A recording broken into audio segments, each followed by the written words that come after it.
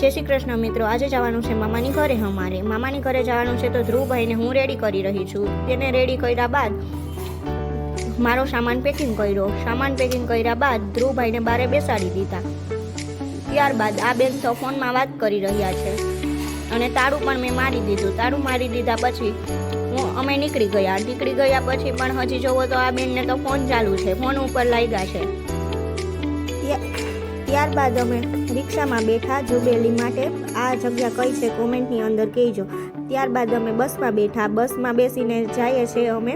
અને ત્યારબાદ અમે બગોદર પહોંચીને અમે નાસ્તો કર્યો. જલેબી અને ખમણ, ધ્રુવભાઈ માટે ખમણ અને ગાંઠિયા અને જલેબી અમારા માટે મગાવ્યા અને મરચાં. અને આ બેનનું ગાંઠિયા જોઈને મોઢું બગડી ગયું.